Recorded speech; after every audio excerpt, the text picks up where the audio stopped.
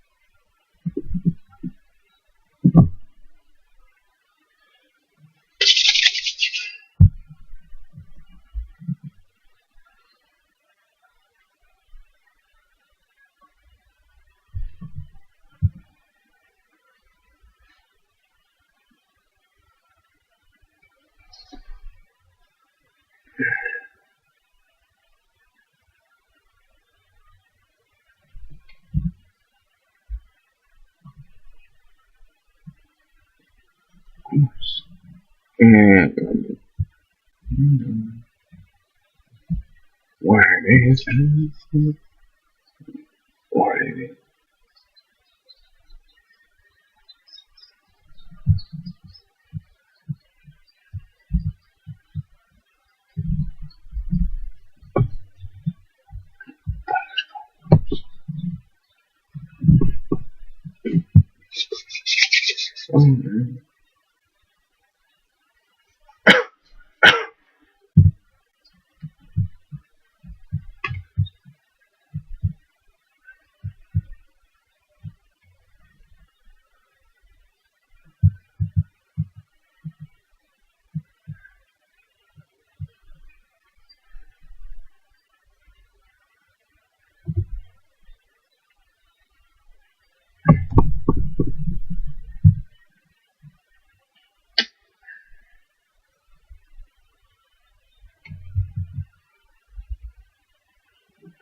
Yeah,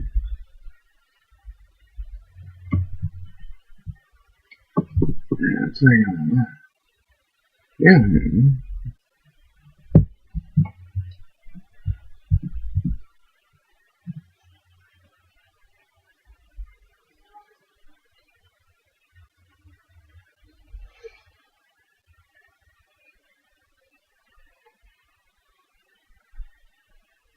I just got the same place.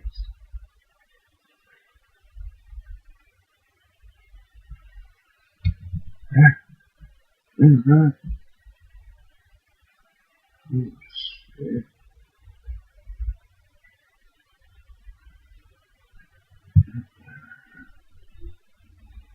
Yeah, well,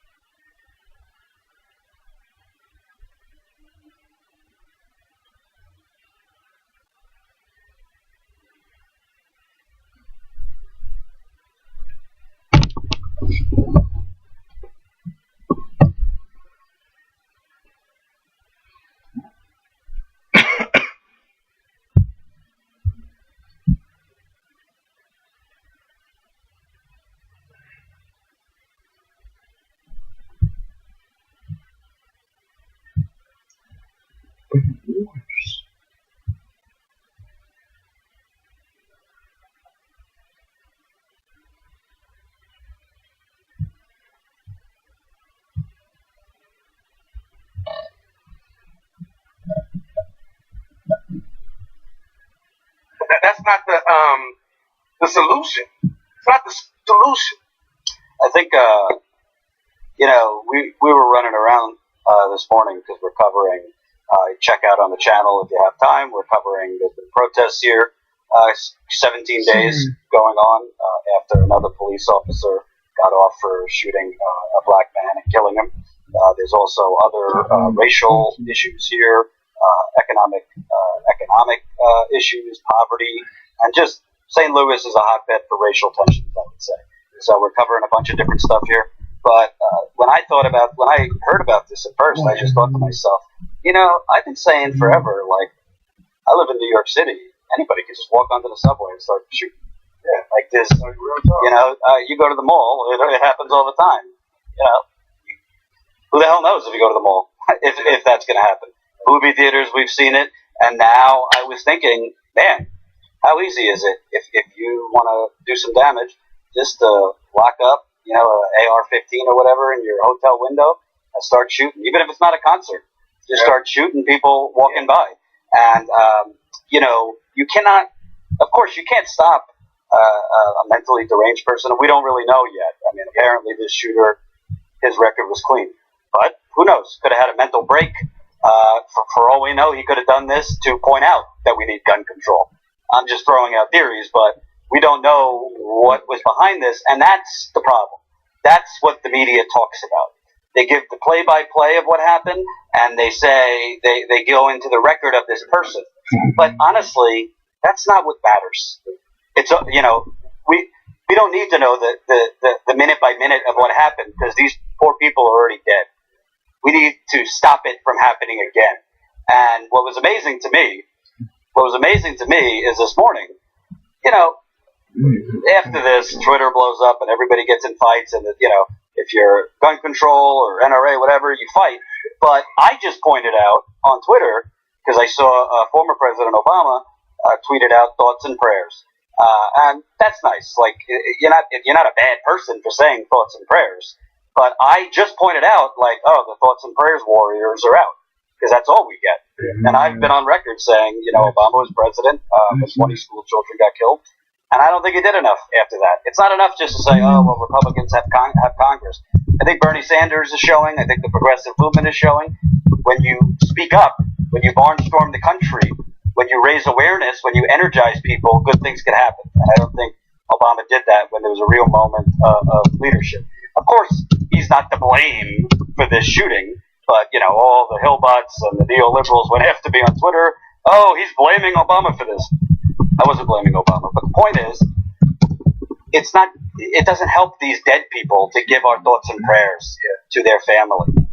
That's not going to bring their loved ones back. The next Right.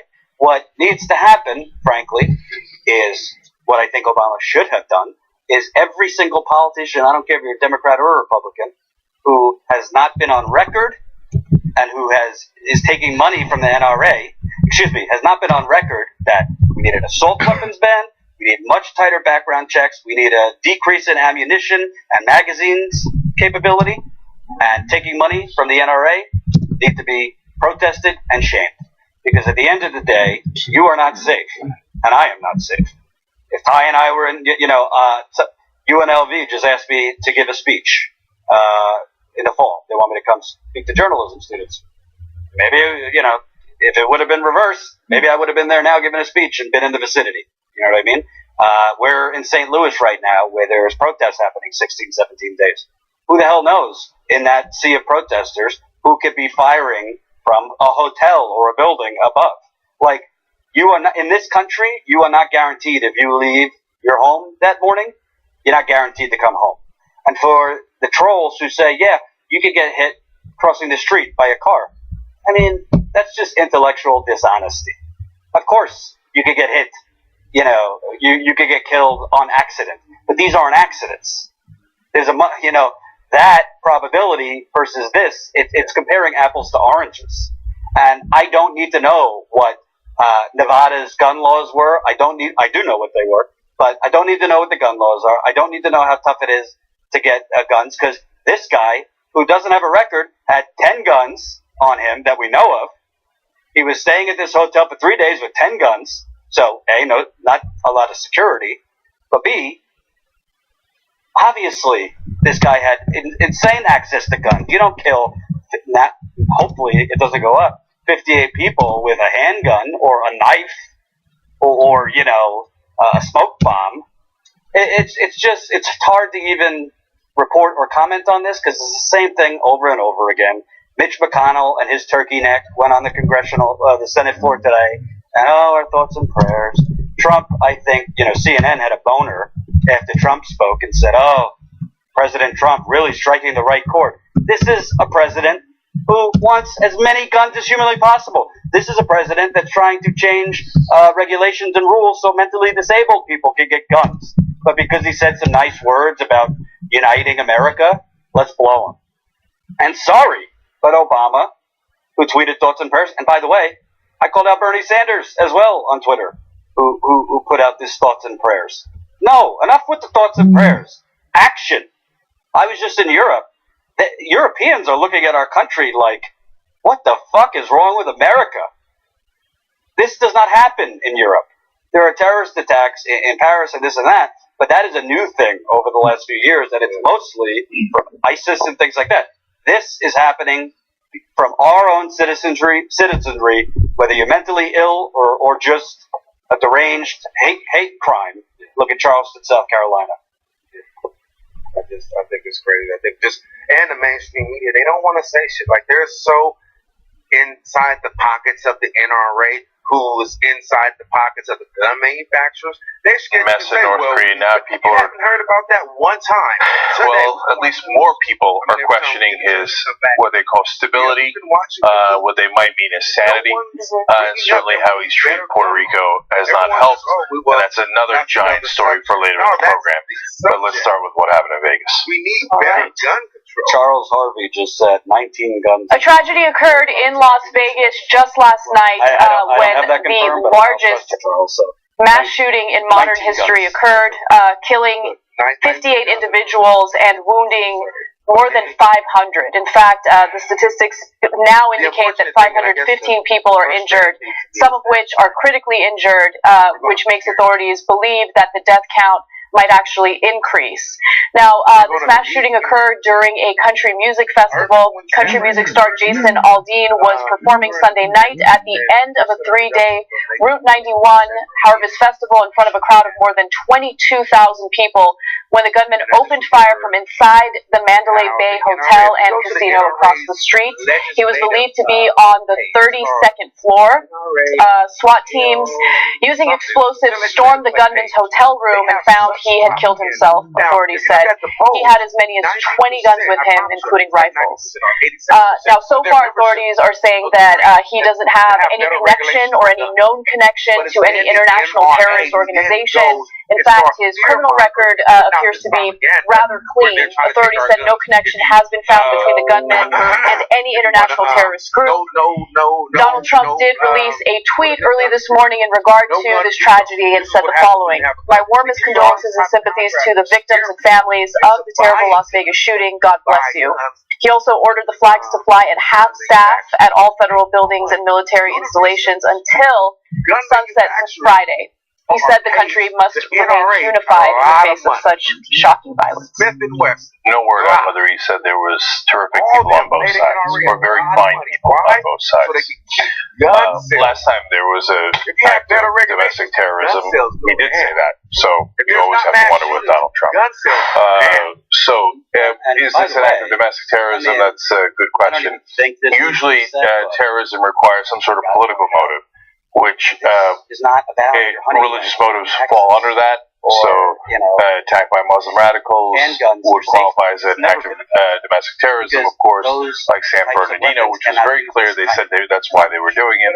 It's about also, things like regulation, like Dylan Roof attack in South Carolina, where he had a very clear political motive had a manifesto explaining clearly terrorism, although not referred to as such. Because you're a collector. At least half the time, probably more than half the time, it's not referred to as such, but it clearly is. This is not as clear. Not that there wasn't horrific deaths involved in civilian casualties. There was. I just have no idea what his motivation was. We don't know if it was political, religious, or just less his mind, wanted glory, which unfortunately is what unifies almost all these mass shooters, whether they're terrorists or not. In their mind, they get to be famous and seek glory in their own different way. Yes, but as it stands right now, again, we know nothing about his motivations, and anyone who claims that they do is merely speculating. Authorities have said that they haven't found any motivation or any motive as of yet. Now, we do have video footage of what the scene was like, and it's incredibly graphic and difficult to watch. But I think that a case could be made that it's important to see what people go through during a mass shooting and how incredibly horrific and terrifying it is. So I wanted to give you guys that warning in case you do want to look away. And with that said, let's take a look at the first video. Not from Chicago.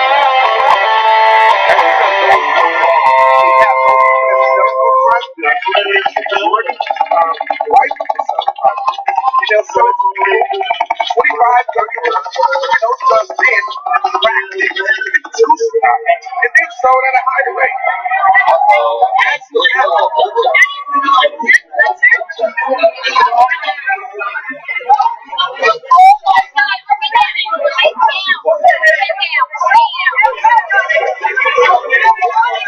At this point, concert goers didn't realize what was going on. The music had clearly stopped. Later on, the music started playing again because the shooting, or the sounds of the shooting had stopped. But as soon as the music started playing again, you hear the weapon again. Drumming for war. So an hour. Get down.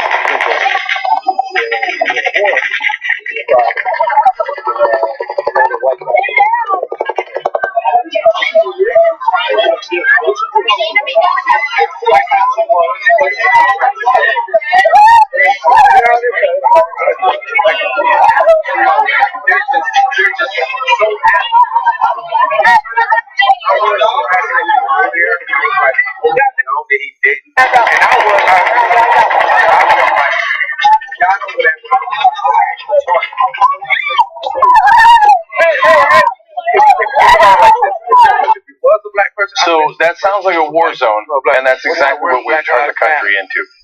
Why is it Black Lives Matter? Cases of domestic terrorism are few, they're terrible, they're disastrous.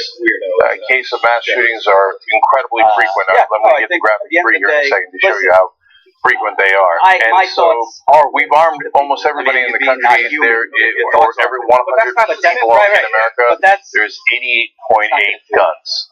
And let me tell you something. So about 89 guns for every 100 people. Almost everyone has a weapon. Some people have many. This guy apparently had 18 to 20 in his room when they finally got into the room. He had over 30 weapons overall, and described by his brother as not particularly a gun guy. In America, apparently you have 30 weapons, and they don't even consider you a gun guy. And so I can understand the confusion there. I would have been incredibly confused. Well, that sounds like gunfire, but is there really a fully automatic weapon being fired into a crowd in America? Unfortunately, the answer is often yes. So usually semi-automatic. In this case, it was fully automatic. And that's why it looked like a war zone. So let me give you the stats here on this. Mass shootings in 2016, there was 383 of them. So more mass shootings than days in the year. 15,000 people killed by gun violence that year. This year, there's been 275 days in the year so far, and 273 mass shootings. 11,600 people killed by gun violence. So a little over one a day last year. Tiny bit under one a day this year. And what is a mass shooting? It is 4 people shot and or killed by a gunman, not including the gunman. So it's not a little shooting. It's not a domestic violence. It's not a one-off. It is a mass shooting, and we have them every single day in America. I just got word that the death toll has now increased to 59. So 59 people were killed. We're going to do something. When are we going to do something?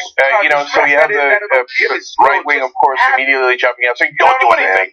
Just give thoughts and prayers and meditation and yoga or whatever else that you want. But whatever you do, don't take political action.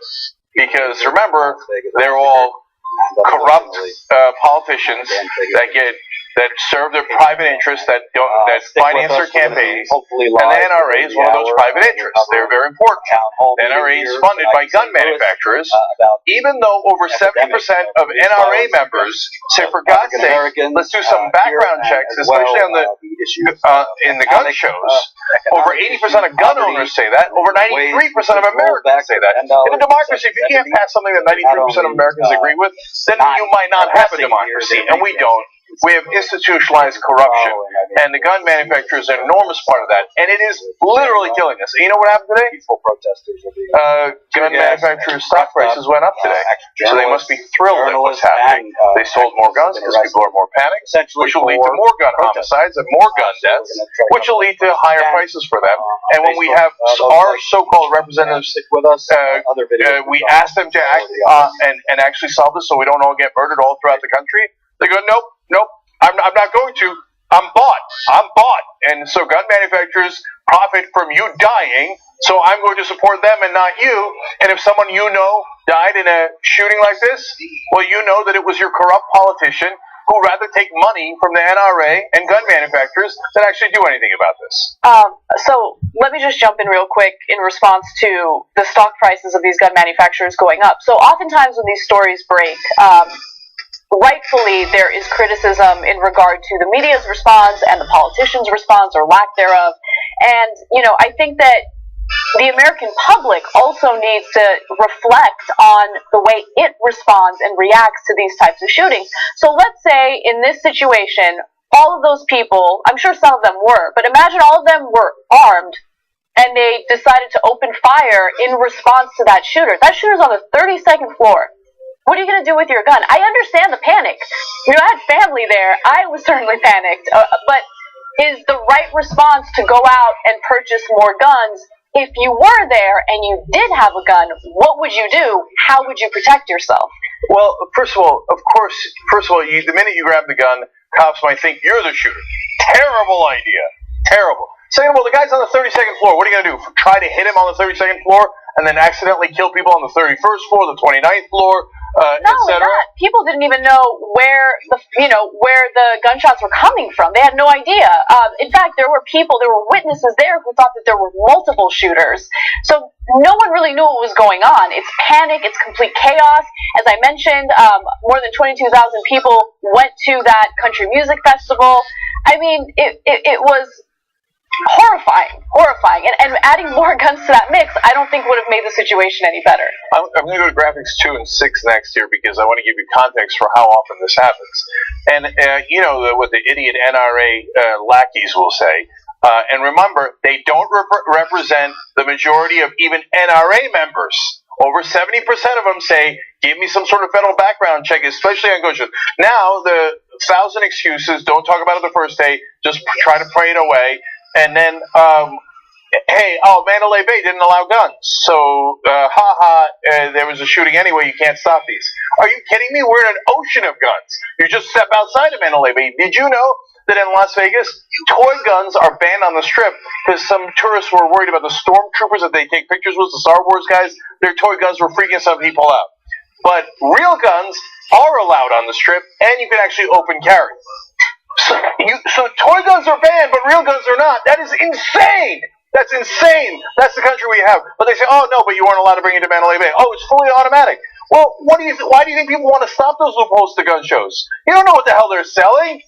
Oh, no. They're supposed to be only selling semi-automatic, so it's illegal. So you don't even know. That's why we want the background checks. That's why most NRA members want the background checks. That's why we need some sort of process here, so that criminals don't get their hands on guns and murder us day in, day out. So how bad is it?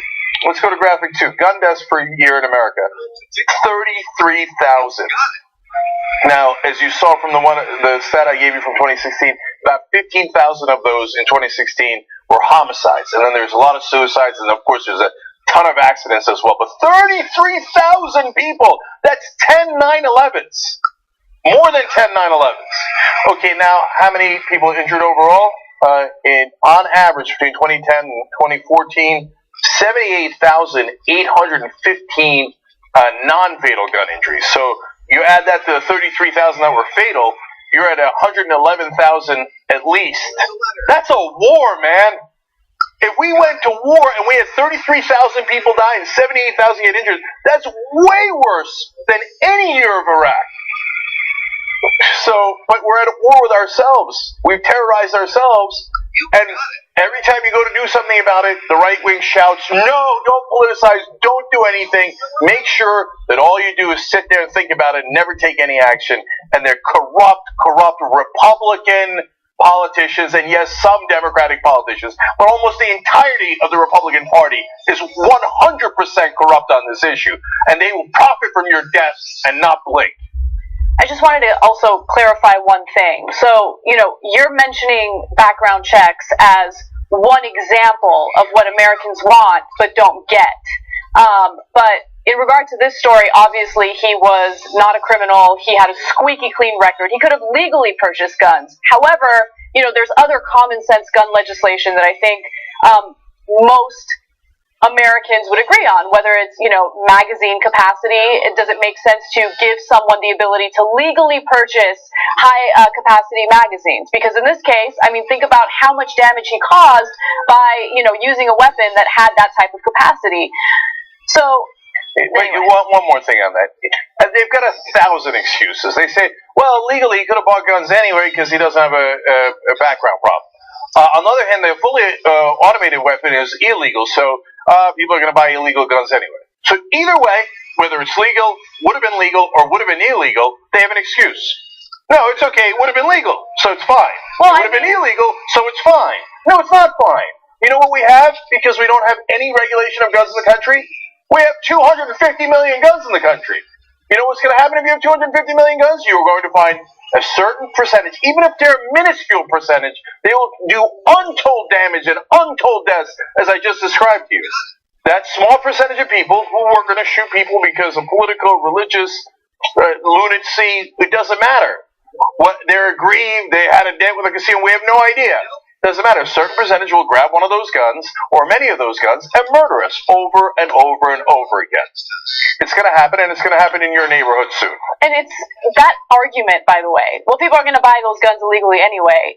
That type of rationalizing isn't applied to any other type of crime, right? Mm-hmm. There's going to be murder and homicide anyway, so why don't we just not regulate it or not have any... There's going to be terrorism anyway, right? So let's not just do anything. Let's not do anything about it. It's just such an incredible... Terrorism is illegal anyway. It's illegal anyway. There's nothing you can do about it, right?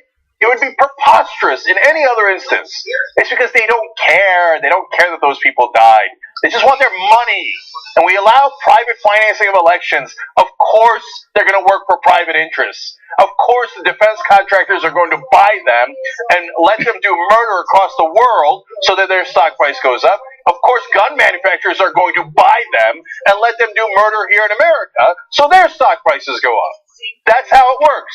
For God's sake, publicly finance elections so that they might work for the public interest. But no.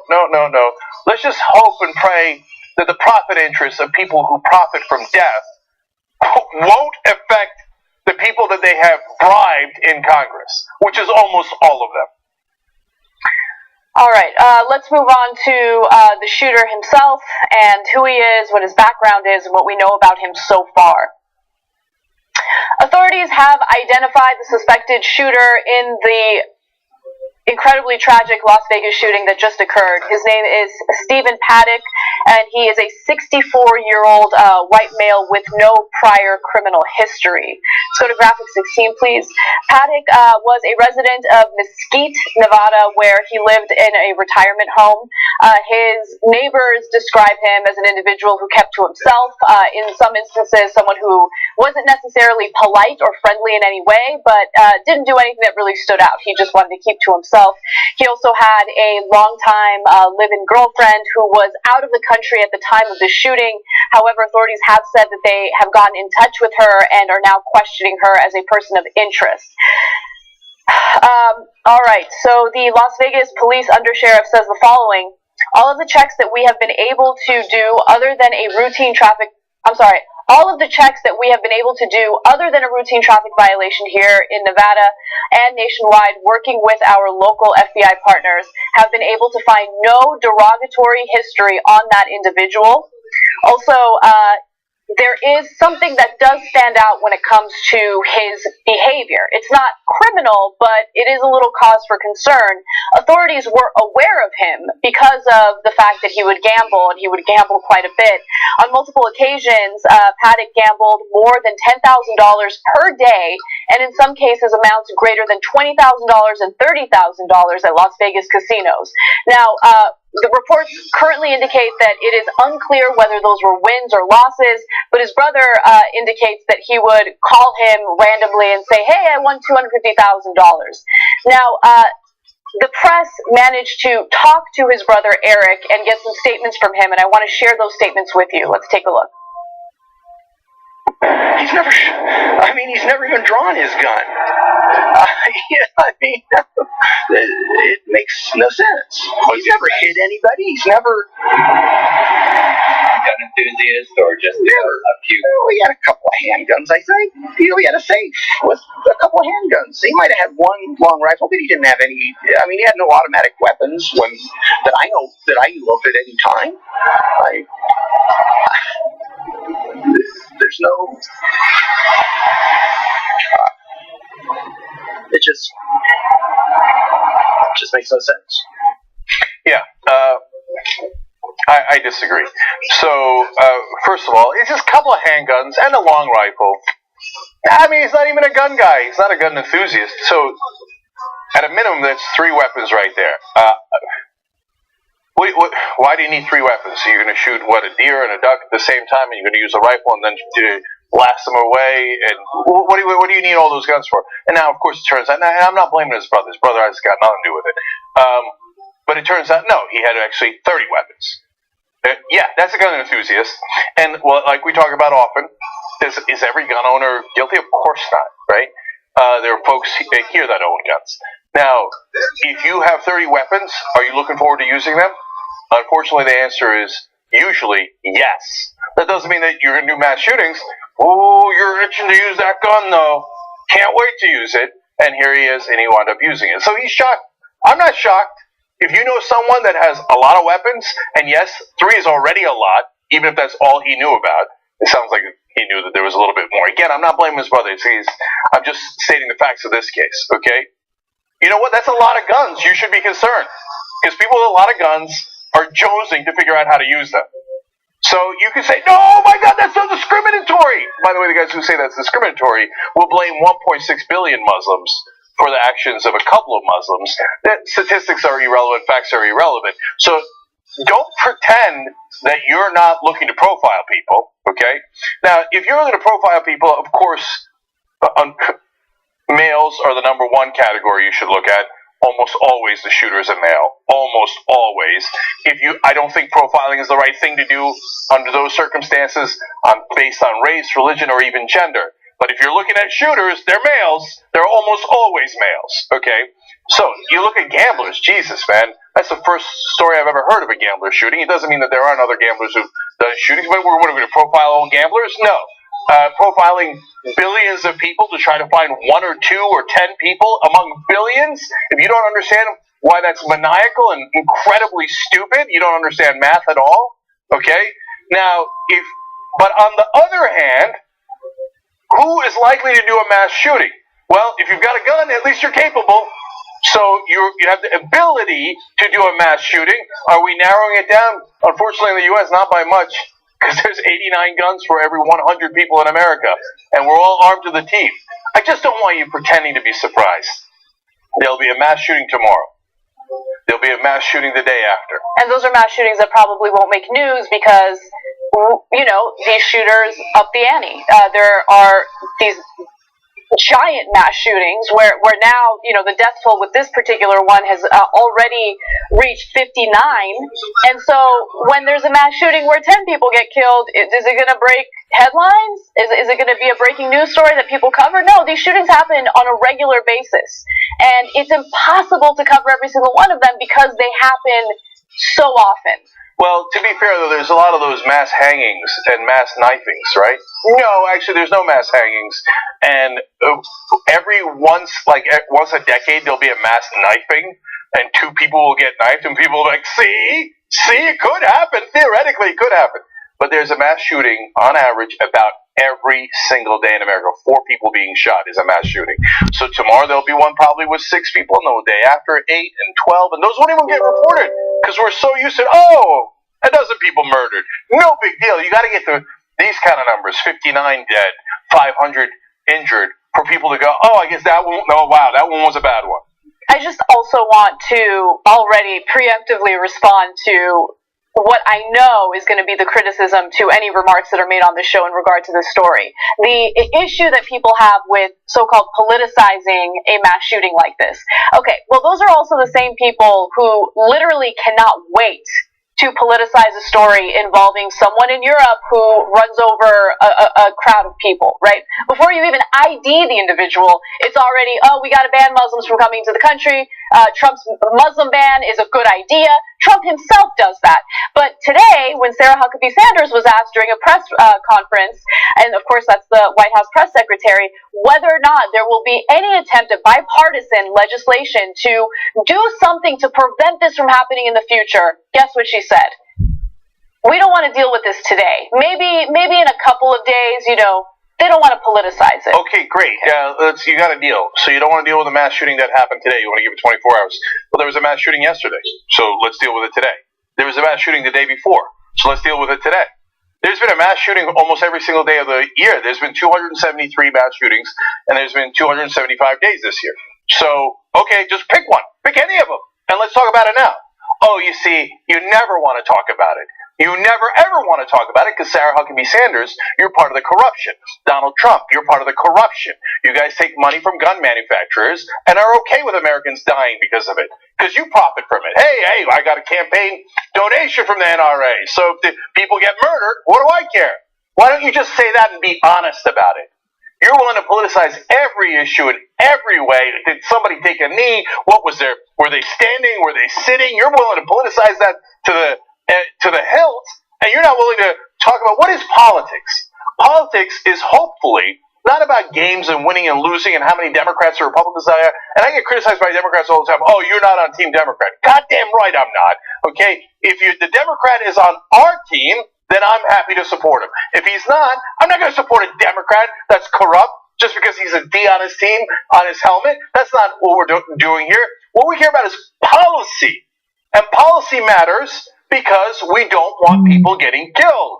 We don't want a massacre in Las Vegas or anywhere else where dozens get murdered, hundreds get injured. So what do you need to do? You need to do politics to get to policy. When somebody says don't do politics or don't politicize it, what they mean is don't take any action because I get bribed by these guys who profit off your death. That's what they mean. All right, we got to take a break. Before we do so, though, I want us to show video 2.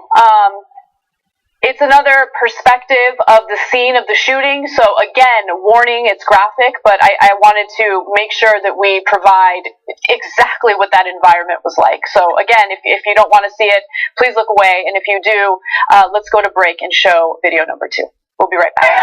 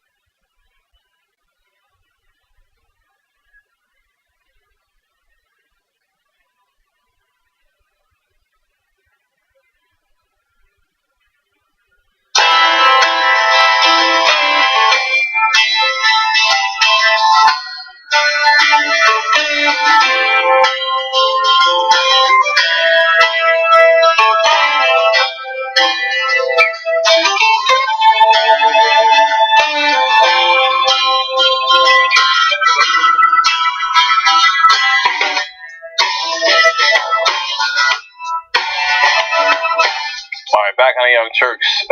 Let me do some tweets for you guys. So Christina Oakes writes in, the NRA says that more guns would have prevented this from happening. The shooter had more guns, so yeah. T. Sanders says politicians lining their pockets with money from the gun lobby is apparently the true definition of blood money. A. Lipschitz says it's time for gun owners to shame the NRA. Becky Armstrong says fuck thoughts and prayers. Action is needed. 59 people have died. Holdcraft makes a similar point to us, saying, imagine if there was armed concert goers shooting in the direction of fire. People in the hotel would have been killed, my opinion. No question. In fact, we have a story about that a little bit later. And not about people shooting, but people deciding not to shoot for that reason. And then finally, Matt Brownfield says, I'm sure thoughts and prayers will work this time. I mean, yeah, it didn't work after 27 children were murdered, but sure, this time. Yeah, it's so devastating. Yeah. And makes you feel hopeless. Anyway. All right, let's get to the response. Several politicians and members of the media have responded and shared their opinion in regard to the mass shooting that just took place in Las Vegas, which killed 59 individuals as of today.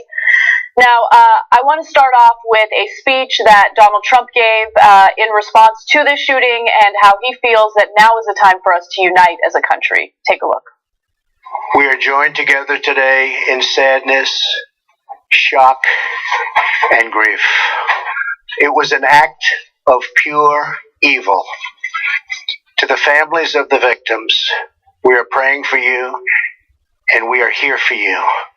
And we ask God to help see you through this very dark period. Scripture teaches us the Lord is close to the brokenhearted and saves those who are crushed in spirit. We seek comfort in those words, for we know that God lives in the hearts of those who grieve. To the wounded who are now recovering in hospitals, we are praying for your full and speedy recovery. Melania and I are praying for every American who has been hurt, wounded, or lost the ones they love so dearly in this terrible, terrible attack. We pray for the entire nation to find unity and peace. And we pray for the day when evil is banished and the innocent are safe from hatred and from fear. May God bless the souls of the lives that are lost. May God give us the grace of healing, and may God provide the grieving families with strength to carry on. Thank you. God bless America. That's your teleprompter president. He couldn't quote scripture off the top of his head if his life depended on it, so he's obviously reading from a teleprompter.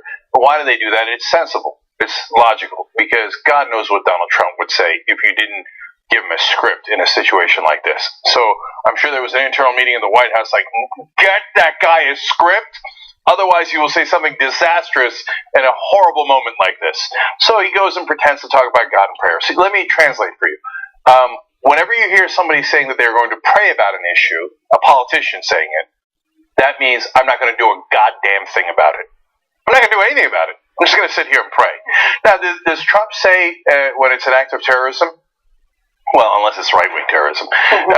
If it's Muslim radical terrorism, do you see Trump going, we're just going to pray and God lives in the hearts of the grieving victims, and so we're just going to pray about it and not do anything? No, he's like, travel ban, bombings, we got to kill them, we got to kill their families, etc.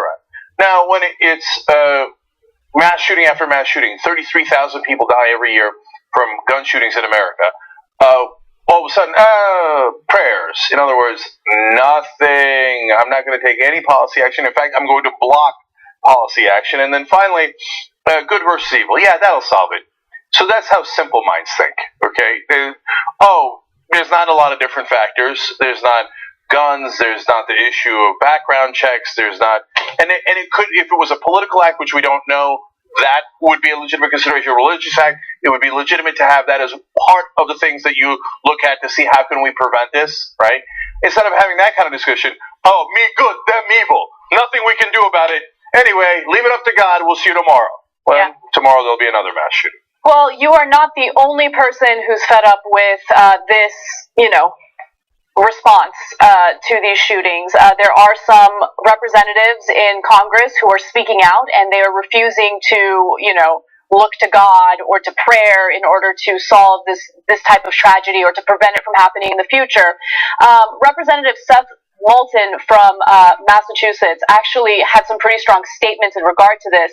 He said that after the shooting that happened in Orlando, I will not be joining my colleagues in a moment of silence on the House floor that just becomes an excuse for inaction. Now is not the moment for silence. It's the time for action.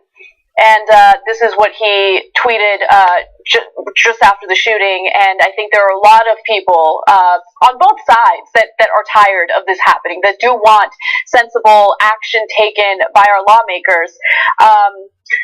He's exactly right. I'll go further.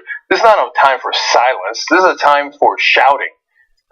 So if you're tired of your fellow Americans being butchered, and they were, I mean, that was we played the video in the last segment for you guys in the live show, and it sounded like a war zone. Guy with a fully automatic weapon just opening fire on hundreds of people. And so far, one person died in the middle of the live show, so it's now 59 people who are dead and over 500 that are injured. It's not time for silence. It's time to speak out on their behalf. And most importantly, to speak out on the behalf of the next potential victims, so they don't become victims, so that we can begin to fix this issue. And are guns a part of that issue? Of course they are.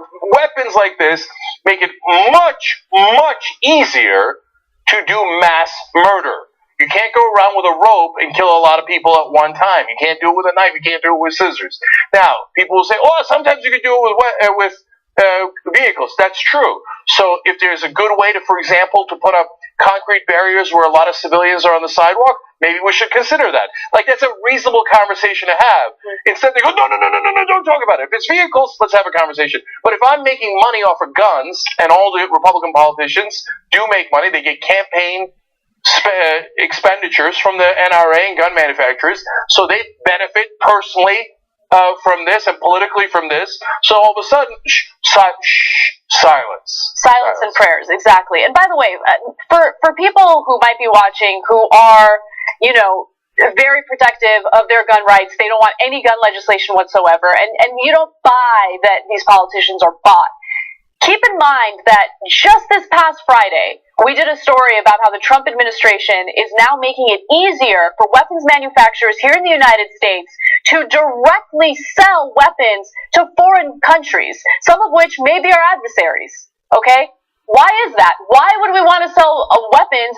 Not just guns. I'm talking serious military-grade weapons that can cause a lot of harm and kill a lot of people. Why would we want to sell those weapons if we know that they're likely to end up in the hands of our enemies? Why would we want to do that?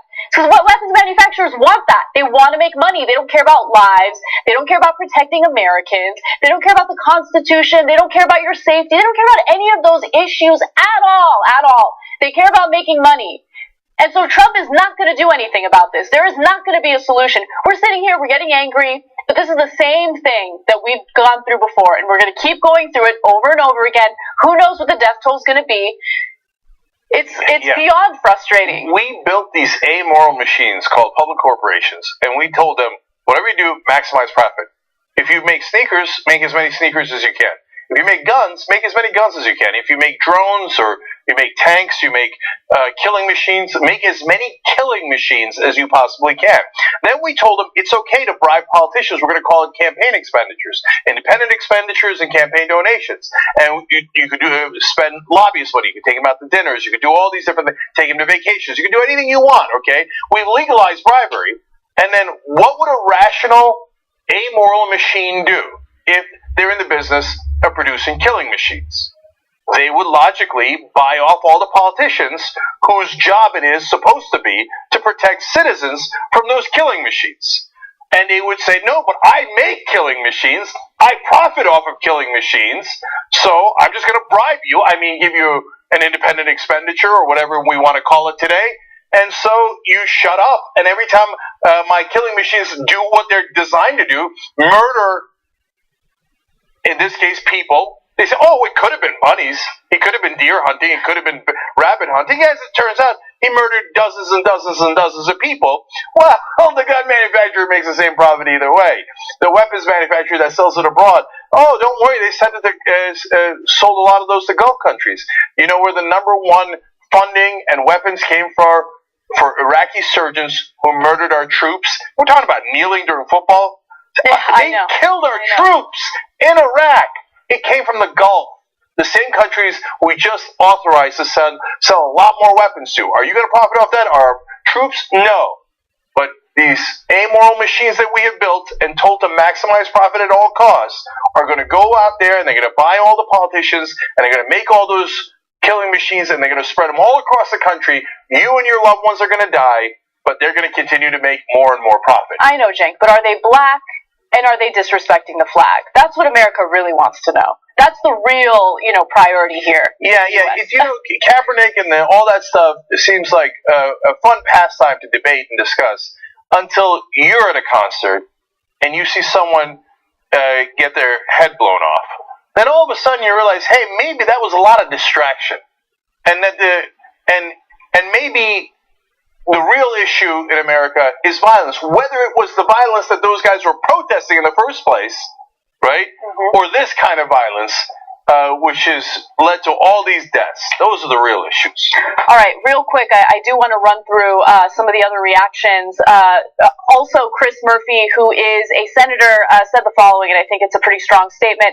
Nowhere but in America do horrific large-scale mass shootings happen with this degree of regularity. Last night's massacre may go down as the deadliest in our nation's history, but already this year But already this year, there have been more mass shootings than days in the year. This must stop. It is positively infuriating that my colleagues in Congress are so afraid of the gun industry that they pretend they aren't public policy responses to this epidemic. There are, and the thoughts and prayers of politicians are cruelly hollow if they are paired with continued legislative indifference. I also want to get to some reactions. So a lot of folks have had reactions to the shooting in Las Vegas. Trump came out with his teleprompter speech. And of course, every Republican is saying, whatever you do, don't do anything about it. Just thoughts and prayers. But I want to get more specific in this case. Pat Robertson came out, and he had a genius idea on who might be responsible. The people taking a knee during the national anthem, and anyone who criticizes Donald Trump. I'm not kidding. Here's his direct quote. He said, violence in the streets, ladies and gentlemen, why does it happen? Maybe the weapons they used to murder all those people over and over. No, of course not. Is it abortion? Abortion. No, that's a good guess. He's blaming abortion in the past. Why is it happening? He says, the fact that we have disrespect for authority, there's profound disrespect for our president. All across this nation, they say terrible things about him. It's in the news. It's in other places. Let's pause there for a second. So if you criticize Donald Trump, it's your fault that guy shot all those people in Las Vegas. Wow. And there is no bottom to that barrel. They're such horrific people. You know how they say, don't politicize, it's a mass shooting. Terrorism we politicize, not mass shootings, right? But he actually just politicizes the other way. Mm-hmm. You're responsible if you've ever criticized Donald Trump for the shooting. But wait a minute, we don't want him to have that kind of magazine capacity to be able to murder all those people at once. We're against that. No. Don't worry about policy. By the way, aren't conservatives supposed to be against big government? And aren't they supposed to be the strong ones who want to make sure they arm themselves as much as possible to prevent tyranny? Like, what? Like, we got to stop questioning authority. It's leading to these mass shootings. Don't criticize Donald Trump under any circumstance. Disrespect. You got to bow your head to our leader. That's what he's saying right there. When you got Obama as president, don't tread on me. When it's Trump as president, don't tread on him. Otherwise, you're responsible for mass shootings. He said now it gets worse. He said, not worse, but equally bad. There's disrespect now for our national anthem, he says. Disrespect for our veterans. Disrespect for the institutions of our government. Disrespect for the court system, all the way up and down the line. Disrespect. First of all, a lot of right-wingers say that you should not listen to the court system, so I don't know who he's referring to. But of course here, he's taking a shot at all the football players who are taking a knee. If you disrespect our national anthem, somehow some random white dude who doesn't care about your movement at all and has absolutely nothing to do with it will murder people in Las Vegas in a mass shooting. But they don't have to make logical sense. If you believe in Pat Robertson, you're already so stupid that you'll believe anything. That his shakes are miracle shakes, and will give you life forever, and that if you're I can go on and on with all the insane stuff Pat Robertson said. Hurricanes are because of lesbians, right? And so now mass shootings are because you criticized Donald Trump and you took a knee to actually protest killings. Remember, the whole point of the protest was, please don't shoot unarmed black men. Please don't do shootings. Please don't do shootings. But somehow Pat Robertson flips it on his head and says you're pro-shooting. Okay, now we go to Bill O'Reilly. He said, this is a gruesome display, of course true. And he said, it's the big downside of American freedom. Okay, wait a minute, that's starting to sound weird. What do you mean by that? Well, he explained. He said, this is the price of freedom. Wow. He said the Second Amendment is clear that Americans have a right to arm themselves for protection, even the loons. That is not true. That's not remotely true. I love the United States Constitution. I think it's the greatest document that man's ever come up with. I love the amendments. But all the amendments require some balancing act. They are not unlimited. The First Amendment, I think, is the most important one. Our whole company, our whole existence is based on the First Amendment. If we didn't have freedom of speech or freedom of the press, this show wouldn't exist. But that also has limits. You can't yell fire in a crowded theater. You also can't fire into a crowded theater. And here we had 22,000 people at a concert, and they fire into him, and O'Reilly goes, hey, price of freedom, you know what I'm saying, baby? No! Can we limit weapon sales to loons, as he calls them? Of course we can! Can we limit weapon sales to people we believe are on the terrorist watch list? Of course we can! That is a reasonable check on that right. All rights have some degree of checks. And yes, as much as we want the First Amendment to be expensive, even that has some checks. The Second Amendment doesn't have a check. No checks? Okay, then I'm going to buy a tank. And I'm going to roll it through your street. I'm going to buy an RPG. I'm going to buy a nuke. Of course there are limits to the Second Amendment, you moron! If you lost a family member to this tragedy, and you hear those comments from Bill O'Reilly, think about how it's almost as if he's indifferent. Right? This is the price you pay for freedom. Really? That's the right statement to make after 59 people were murdered? That's your statement? That's your response? Oh, this is the price you pay for freedom. And then at the end, he does false equivalency. He says, public safety demands logical gun laws. Oh, that's interesting. But the issue is so polarizing and emotional that little will be accomplished as there is no common ground. The NRA and its supporters want easy access to weapons while the left wants them banned. Not true. Okay? So, there is common ground. 93% of Americans want federal background checks. Common ground. We can't get it through Congress. It's not because the issue is polarized. It's because one side says, I take checks from the NRA. I am bribed legally by the NRA. It's not polarizing. 93%. I know 93%. Every one of them knows 93% of Americans want it. They're like, I don't give a damn about your democracy. I am going to polarize it. Bill O'Reilly, almost every politician you support is in the business of polarizing for their own personal gain. The country is not polarized. Washington is polarized by the corruption and the swamp that you love, Bill O'Reilly. You love it and you support every one of those Republicans. And he says the left wants them banned and the NRA wants to protect them at all costs. Golly gee, I guess there's nothing we can do. Or maybe you could find a middle ground, a reasonable middle ground that an overwhelming majority of Americans agree to. He wants to make it seem like it's polarized, right, so you don't do anything about it. Yeah. And for the record, I don't want guns banned. And I've been on the record and I've said that multiple times. So again, he is completely generalizing about an entire side to this argument. All right, we got to take a break. Let's do that when we come back. Some updates on North Korea and other news. Nice try.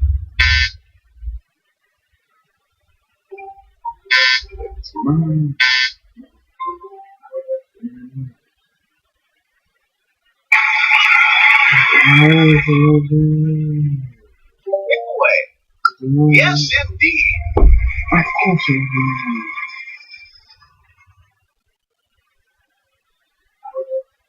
You got it.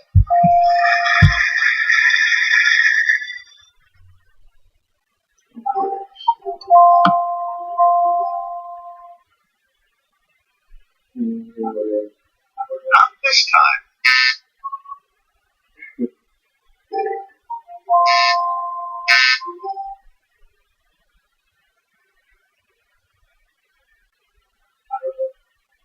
Yes, indeed. Sorry, there are no more bottles.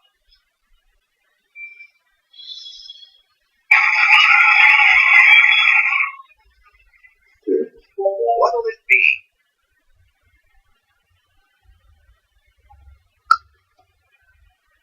Yes, indeed.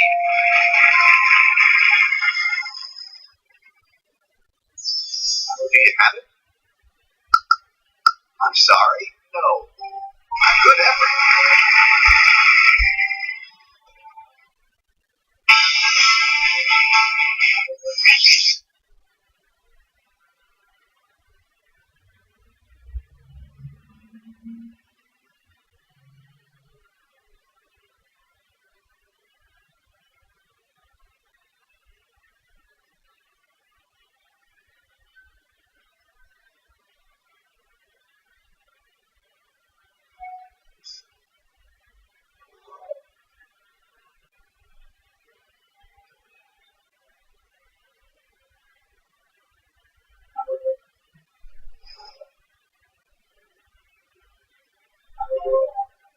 Here are your contestants.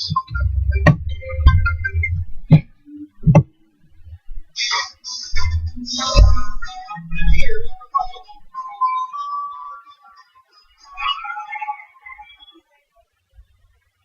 Okay.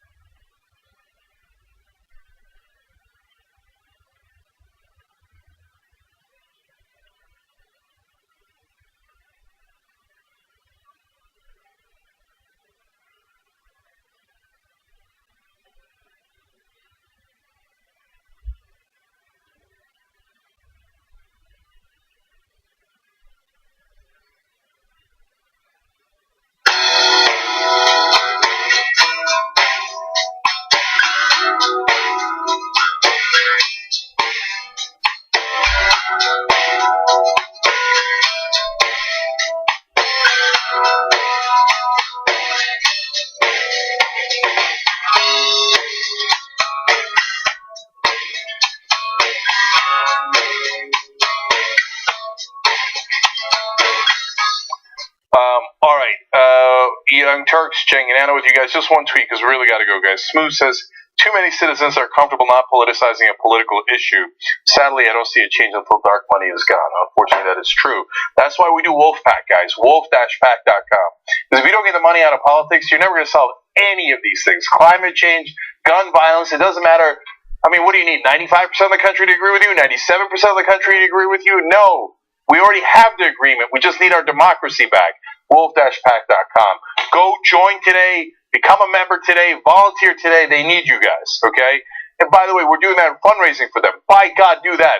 wolf-pack.com/wedding. That young couple that came in here, they got married and they put their wolf pack as a part of their wedding registry. It's a wonderful way to donate. It's a one-time donation. If you get to 100,000, then we can hire more people so we can get the goddamn dark money out. Okay, wolf-pack.com/wedding. Okay, now let me just two more quick stories on this shooting because it's really, really important that we cover it thoroughly today. So I want to give you guys context on the shooting in Las Vegas today. Because whenever there is a shooting, as you all know, they say don't politicize it. When there's terrorism, they say let's immediately politicize it and take action on it. So let's compare the two and see what it looks like. So gun deaths per year in America is roughly 33,000, okay? So I'm going to get to how many have died from terrorism in a second to give you context. But first, let me also give you non-fatal gun injuries. That's 78,815 annually on average between 2010 and 2014. This is U.S. government information. That's CDC that gave you that information. So combined over 110,000 people injured or killed by guns every year in America. That's a war zone. That's what we live in today. Well, how about mass shootings? In 2016, you had 383 mass shootings, only 365 days of the year, so more than one a day. 15,000 killed by gun violence. So that does not include the suicides and the accidents. That's homicides. In 2017, 273 mass shootings. So far, there's been 275 days, so almost one a day. 11,600 people killed just this year so far by gun violence. That's all homicides. Now let's compare it to terrorism. So between 2001 and 2014, this includes 9/11, there was 3,043 people killed in domestic acts of terrorism. Another 300 or so U.S. citizens killed abroad in acts of terrorism. Meanwhile, firearm deaths in that same time period, 440,095. So let's do some quick math on that. What that is, 100 times worse, 150 times worse in that ballpark. So if you say we should do something about terrorism, God bless your heart. Of course we should do something about terrorism. Apparently we should do 100 times that on gun violence in America. 100 times. But they say, no, we have to do everything about terrorism politically. We have to do nothing about gun violence in America at all. Okay? So understand how disproportionate it is. Speaking of disproportionate, take a look at this chart. This is mass killings in the world. Well, interesting stat there. There has been 166 mass shootings in the U.S. And these other countries combined, okay, these developed countries combined, between 2000 and 2014. Of the 166, 133 of them are in America. That is unbelievable. Well, according to Bill O'Reilly, that's just the price we pay for freedom. So... By the way, if that's what freedom is, then I wouldn't want freedom, right? But that's not how I define freedom. I don't see it as the type of cost-benefit analysis that someone like Bill O'Reilly sees it as. I think that it's a false paradigm. Absolutely. I think it's abundantly clear that you can, value freedom, protect freedom, and make sure that you protect your fellow Americans as you do so. And apparently they don't see it that way. I believe in freedom. I don't believe my neighbor should have a nuclear weapon. That's not part of my definition of freedom. Okay, so, but you see where we are. And by the way, if you're wondering why Norway is so disproportionate on per capita gun deaths, it's because of Breivik, that one terrorist in Norway that shot all those people. Obviously, Norway is a much smaller country. But so if you say there's nothing we can do about gun violence, that's not true. I just showed you dozens of countries that have done something about gun control, and they have a lot less gun violence. They have a lot less mass shootings, both per capita and overall. We are number one in a horrible category, mass shootings, 133 out of 166. We're lapping the field, unfortunately, over and over and over again. Last thing, give you a sense of scope on what people die from and what are the serious issues, okay? So assault by guns happens, unfortunately, for one out of every 358 Americans. That is, unfortunately, an incredibly high number. Accidental gunshots happens in 1 in 7,945 times for Americans, okay? So that's also way too large. Now, foreign-born terrorists causing death, that's only 1 in 45,808. So you're far more likely far, far more likely to accidentally get shot by a gun and die than to get killed by a terrorist action, okay? Let alone, what is, I'm not great at math, but almost 1,000 times, more than 1,000 times more likely to be killed by a gun than by a terrorist, okay? And then if you're looking at refugee terrorists, it's almost infinitesimally small, 1 in 46 million. Illegal immigrant terrorists, 1 in 138 million. Okay, so what's the real threat? Is it illegal immigrants? Is it refugees who turn into terrorists? Or is it guns? Well, there is an actual statistical answer to that, and you just saw it. So, let me give you more relevant context here for what people normally die from. Like, some things you're not at all surprised by: heart disease, because a lot more people than guns or terrorism. So if we were trying to prevent deaths, we would care a lot about heart disease, diabetes, etc. And you see, but a couple of the ones I want to point out: falling, that affects 1 in out of 133 people in America. It's cause of death. Okay, choking on food, 1 in 3,409. Gotta chew your food, man. Okay, and you see all the other ones: shark attack, etc. Right? So remember, chance of being killed by a foreign-born terrorist, 1 in 45,000. So you are more than 10 times more likely to die of choking on food, and way more likely to die from falling than you are from a terrorist attack. Okay, that doesn't mean we shouldn't do anything about terrorism. That means that when you have a much larger problem, for example, gun violence in America, and we just showed you it's 1,000 times larger problem, you should do a lot about that as well. But of course, on a day like today, when there's a mass shooting, the worst mass shooting in modern U.S. history, all those politicians bought off by the NRA say, no, all we want you to do is be silent. A moment of silence, thoughts and prayers, but don't take any action. Don't believe the hype. That's the number one problem in America in terms of violence. Okay, one last story about guns, and it's about what happened today, or last night. So you guys know that the shooting in Vegas happened during a concert. It was the Route 91 Harvest Festival. A lot of country acts there. One of the groups there was the Josh Abbott band, and their guitarist Caleb Keeter put out a really interesting statement after the shooting because he was there, and he apologized for saying that the Second Amendment should not be checked. It's really interesting. Listen to his experience. Even if you don't agree with him, listen to what he experienced so that you have a sense of it. He said, I've been a proponent of the Second Amendment my entire life, until the events of last night. I cannot express how wrong I was. We actually have members of our crew with CHL licenses and legal firearms on the bus. They were useless. He said that his bandmates and the crew couldn't access their firearms during the attack because police could have mistaken them for the attackers. So he's like, we had the guns, and they're in the bus, but we realized we'd go get them. Number one, how the hell are we going to shoot the guy on the 32nd floor? Right. Well, first of all, thank God they realized that, the cops might mistake them for the shooter. Because, in a moment of panic like that, you're not thinking straight, right? It's complete chaos. People are trampling over one another. You don't know where the shooter is. You don't know what's going on. And in a moment of panic, I think it's human instinct and human nature to reach for your weapon. And I'm glad that they had a moment where they stopped and they thought about it, and they didn't do so. And there's been study after study about whether people can react quickly enough in a mass shooting scenario to actually get the shooter. Almost every time, the person drawing a gun gets killed. So, now in this case, it would have been different because he's on the 32nd floor. He can't even see your gun down there. Yeah. He's killing indiscriminately.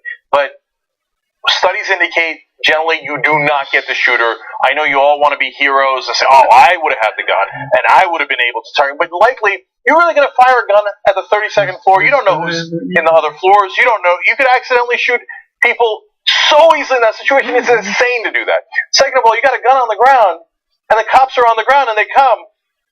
As he found out himself personally, of course that's a terrible idea. One more quote from him. He said, we need gun control right now. My biggest regret is that I stubbornly didn't realize it until my brothers on the road and myself were threatened by it. Look, I don't want to... It's a wonderful thing that he had an open enough mind for him to recognize I was wrong about that. And when I lived it, I realized that the gun wasn't going to help me. The gun was killing us, right? On the other hand, it just drives me crazy when conservatives need something to happen to them directly before they can empathize with others. Yeah, I hear you. That is frustrating. However, even in situations like Steve Scalise, the congressman who was shot during a baseball game, he hasn't changed his mind when it comes to guns.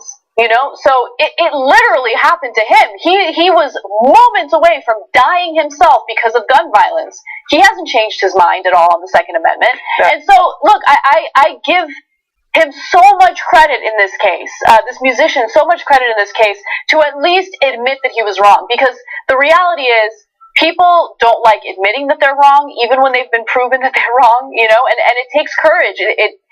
I'm happy. No criticism. No, I hear you. Credit where credit is due. And even if it took his life being threatened and his friends and the people he cares about lives being threatened, it's okay. And it isn't about who's right and who's wrong.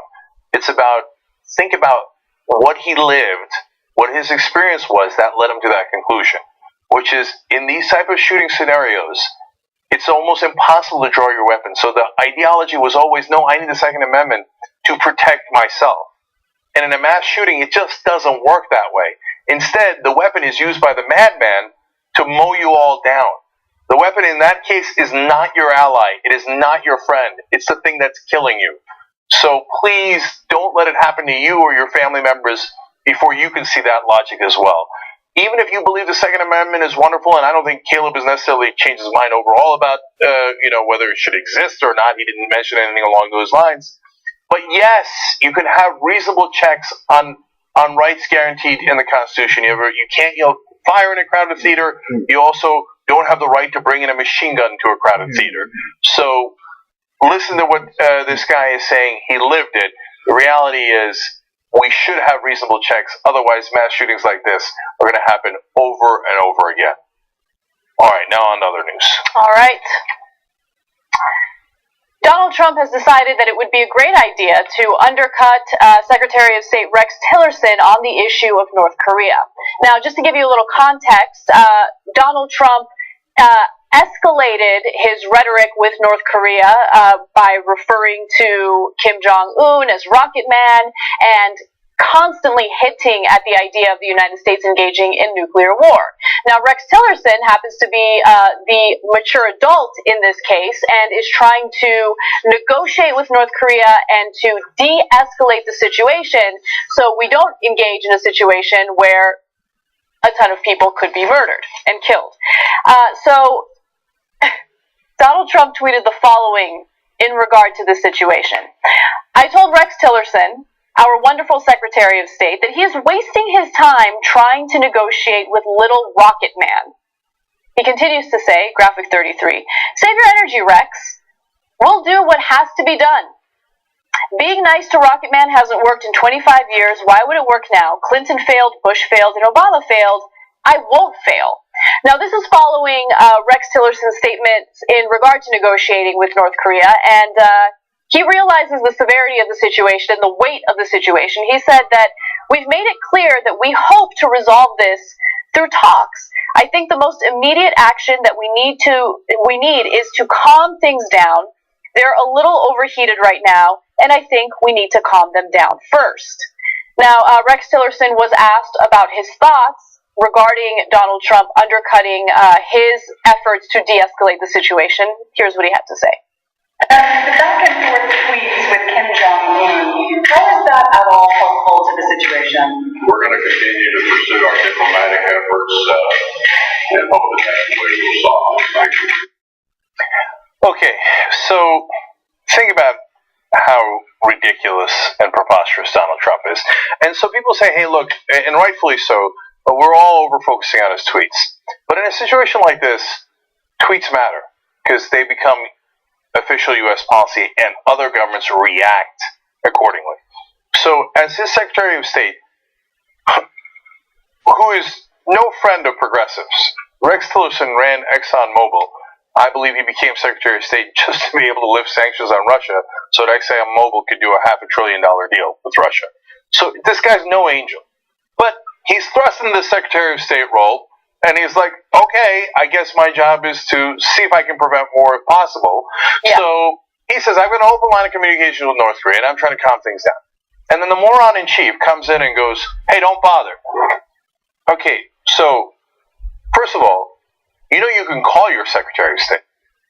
You don't have to do it publicly. You don't have to do it in a tweet.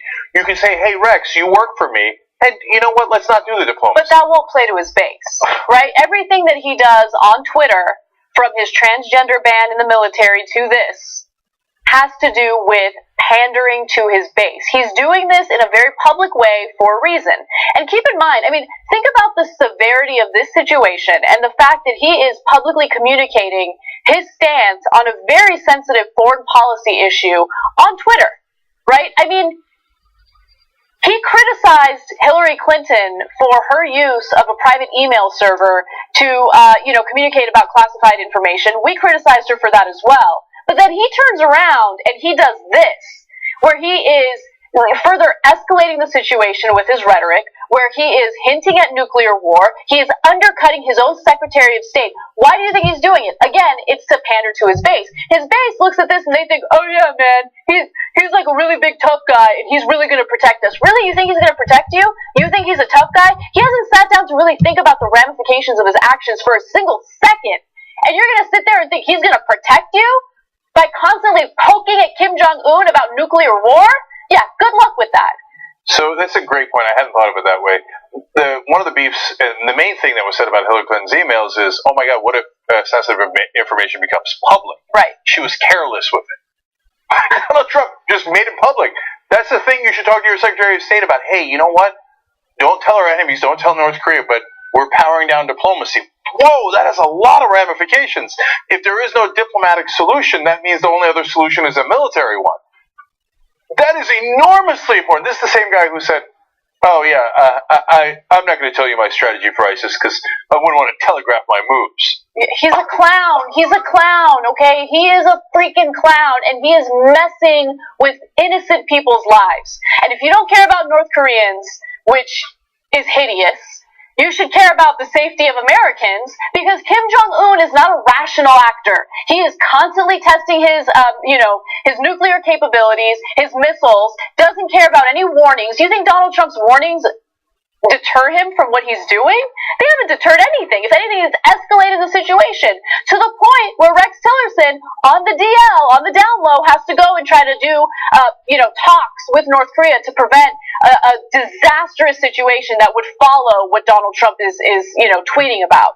It's disgusting and it's scary, and we live in a topsy-turvy world where the former CEO of ExxonMobil is the good guy. And barely trying to hold things together from King Joffrey, who is lighting the world on fire.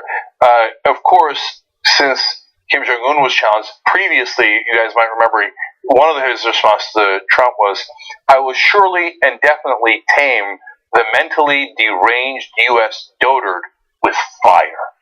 So when you say to that mentally deranged guy, Kim Jong-un, that there is no diplomatic solution, don't talk to our Secretary of State, because he has no authority and no power. And by the way, not just North Korea.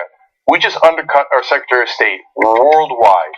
Don't listen to a word he says, because he doesn't have the authority of the president. The president will not back anything that our Secretary of State negotiates. So what option is left with North Korea? Apparently only the military one. And if you don't know the particulars of that situation, if you go to a military action with North Korea, it is no exaggeration to say it is likely that millions will die. Not just in North Korea, but definitely in South Korea. Not only one of our top allies, but also one of the strongest economic powers in the world. God knows what happens to Japan, let alone us. It will spin the entire world economy into a complete global meltdown. And the millions of people that could be killed, not just with their nukes, but just with their conventional weapons. Even Steve Bannon said there is no military solution when he thought he was off the record. He's like, well, look, all they have to do is launch their conventional weapons and they incinerate South Korea. Yet the idiot who's in charge doesn't understand that at all and has now taken away our only recourse to make it a non-military situation where those people don't die. God help us all. We gotta take a break. Let's do that, and when we come back, other news. And Republicans being challenged on their tax cuts, and they on Fox News of all places, and they have no answer. You've got to see that. We'll do that for you as soon as we return.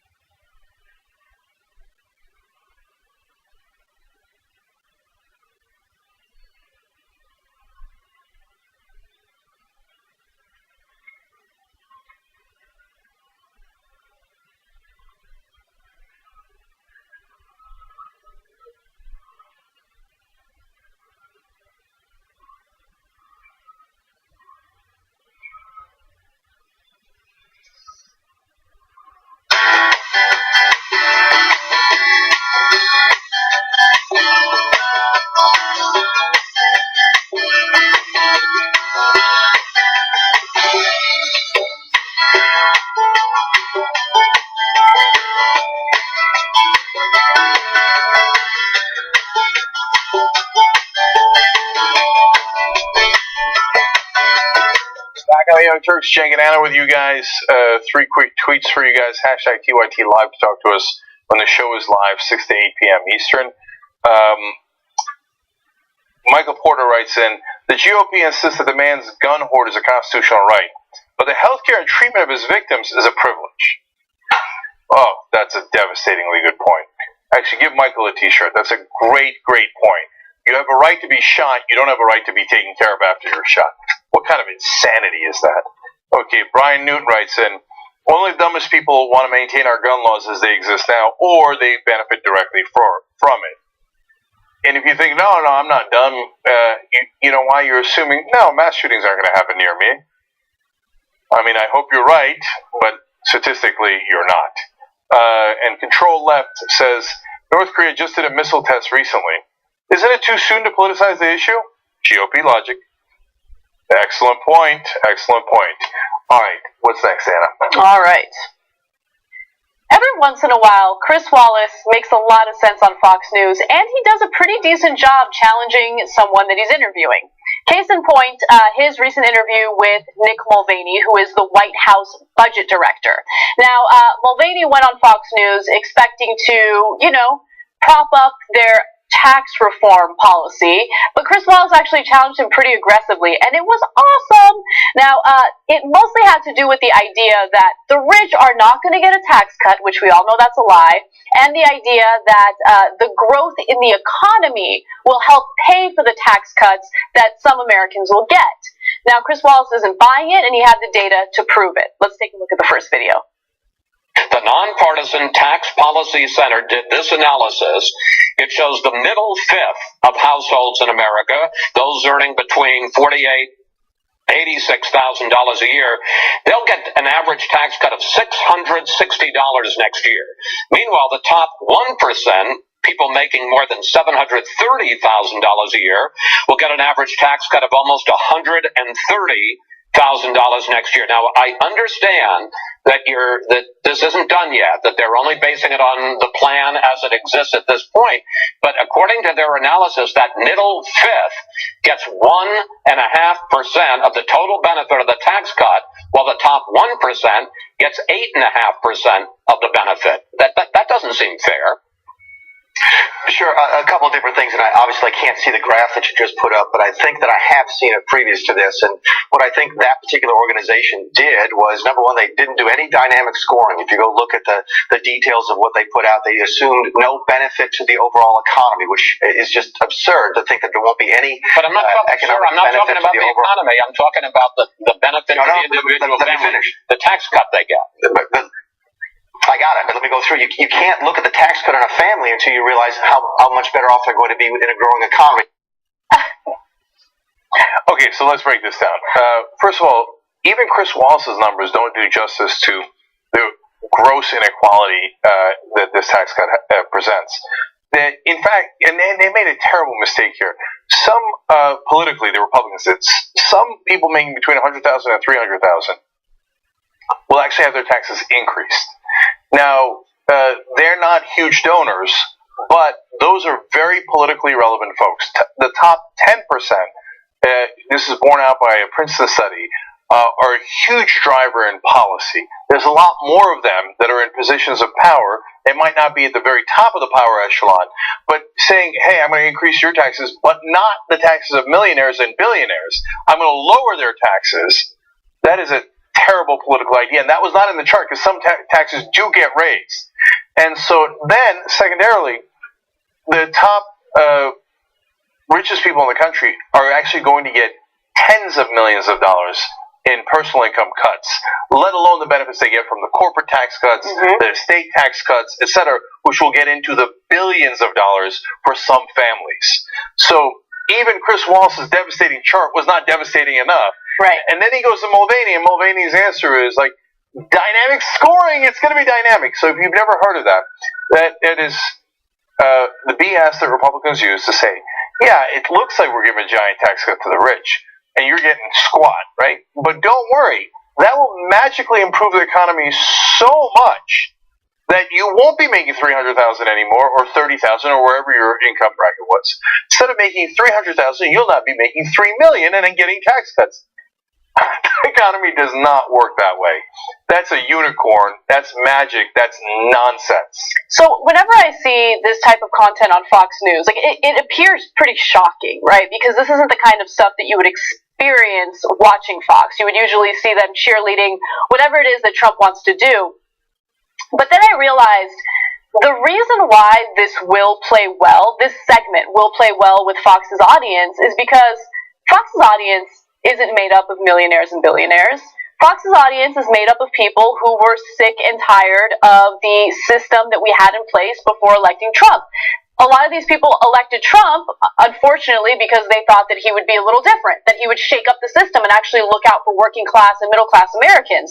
Now, we know that that's not what he actually wants to do, but Fox is aware that their audience are not in favor of giving the most powerful, the most wealthy people gigantic tax cuts, and they're also not buying the whole trickle-down economics thing. I'm sure some are, but I think most Americans know through this massive long-term case study that we've had that we don't get trickled on, okay? And it's also incredibly insulting for us to like sit around and hope that these big corporations and these big CEOs will trickle on us. Yeah, but there's an important part of that explanation, which is that but Fox News used to not tell you that and not tell their audience that, even though it would be a popular position even with their audience, as Anna rightly points out. It's because Roger Ailes used to run Fox News, and Roger Ailes is a Republican political operative. He worked for Nixon, Reagan, George H.W. Bush, and he helped George W. Bush as well. So he would lie to the audience over and over again and pretend the tax cuts for the rich would actually benefit them. Now that he's not there anymore, the Chris Wallace of the world, even though they're conservative, are free to go, wait a minute, here's something that doesn't actually help even our audience. Right, and by the way, credit where credit is due, because Chris Wallace is wealthy. I mean, he's a host on Fox News. I'm sure that, you know, he will benefit from these massive tax cuts, and the fact that he challenged Mulvaney is something that, you know, deserves credit. So I just wanted to put that out there. Agreed. All right, let's go to the next video. There's more of this. It's impossible to do what the National Tax Center just did. So my guess is, and I think that's the one that Jared Bernstein works for, it's not surprising that the former chief economist for a Democrat vice president doesn't like a Republican tax plan. So I don't put very much weight on that. It's a nonpartisan group, first of all, sir. Okay. Now, they did math. Okay, I know that you have got a war on math. So their point is that, look, and could tax cuts stimulate the economy a little bit? Historically, they have not, as Chris Wallace is going to get into.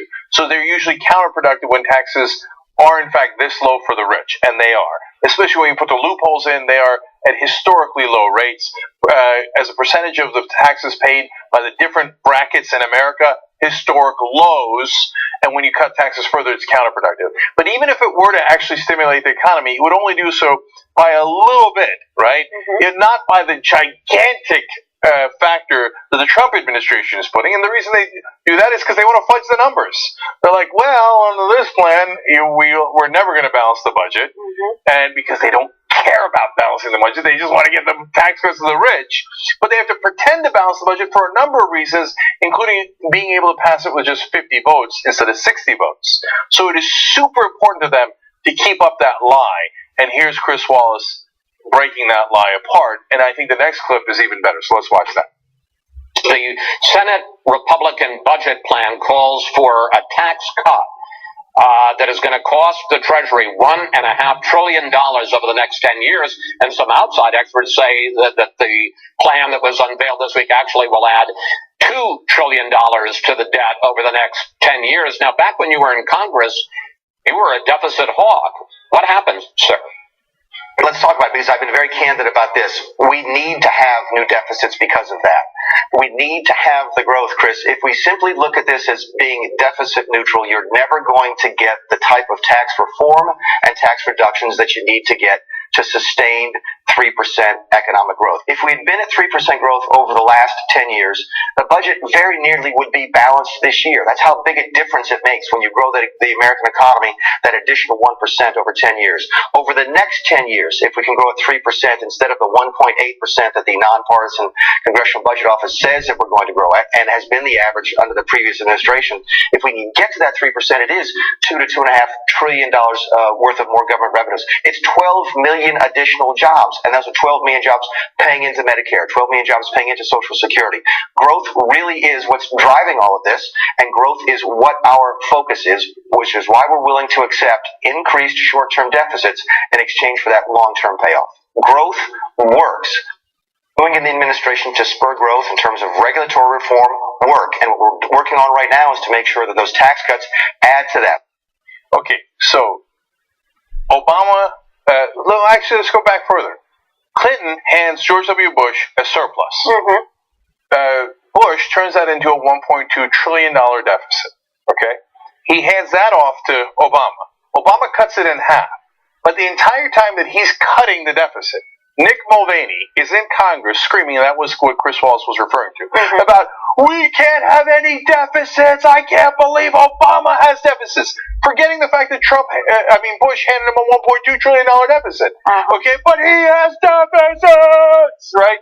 Now, you just heard him right there. He said, we need to have new deficits. Now that the Republicans are back in charge, deficits are wonderful. They grow their economy. Of course they're great. But this is actually part of a plan hatched by the Republicans under Nixon when Ailes was in the Nixon administration. And there are internal memos about it where they say, hey, let us, whenever we're in charge, let's spend a lot more money. Let's cut taxes so we can stimulate the economy.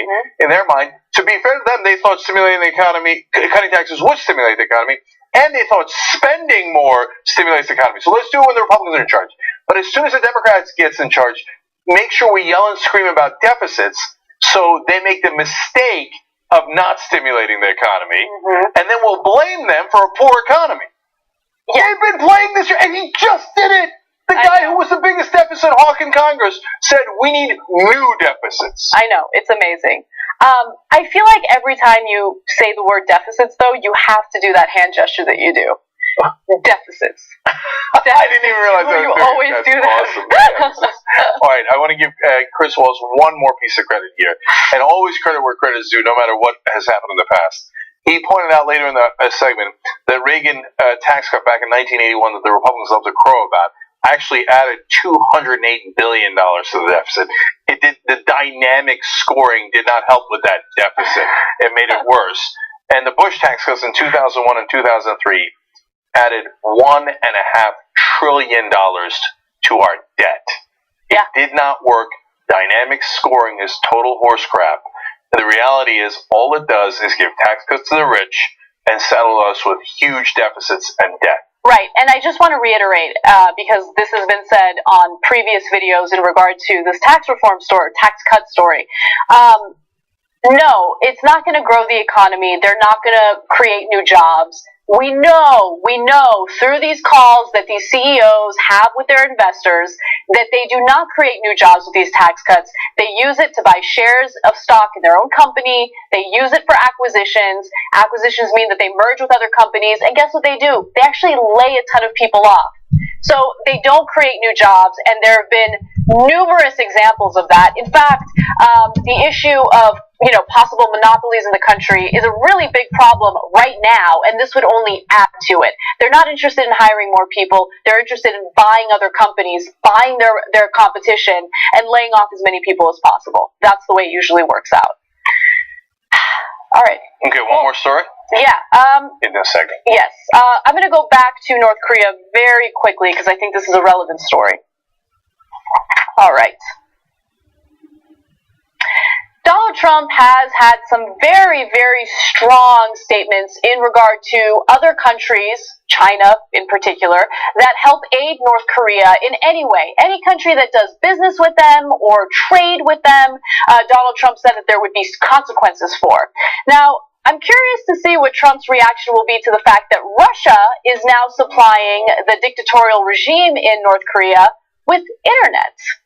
Now, just to give you some details on this, it has now been reported that Russian state-owned company, Trans Telecom, has provided a new internet connection to Kim Jong-un's regime. Previously, North Korean internet was funneled through one sole link provided by Chinese telecommunications firm China Unicom. But But Trans Telecom said in a brief statement to CNN that it has telecommunications links with North Korea under a deal it signed in 2009. Now, we're just learning about this now from cybersecurity experts, and as you can see, the Russian government is confirming that they are providing internet to North Korea. They don't want to elaborate on this any further. They're not elaborating on the terms of this deal, but we do know that now North Korea is receiving some internet connection through a Russian government-owned telecommunications company. So, from Russia's perspective, this is actually very logical. Let's be fair. So, they get two things from this. Number one, now they have power in North Korea. So even if we convince the Chinese to cut off the internet for the North Koreans, the Russians can then step in and provide the internet and go, now I've got leverage, so I would also like to be bribed in order to help the rest of the world contain the madman in North Korea.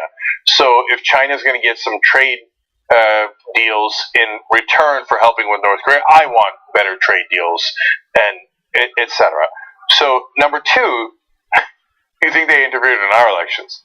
They're going to spy in on every single thing that's going through that internet in North Korea.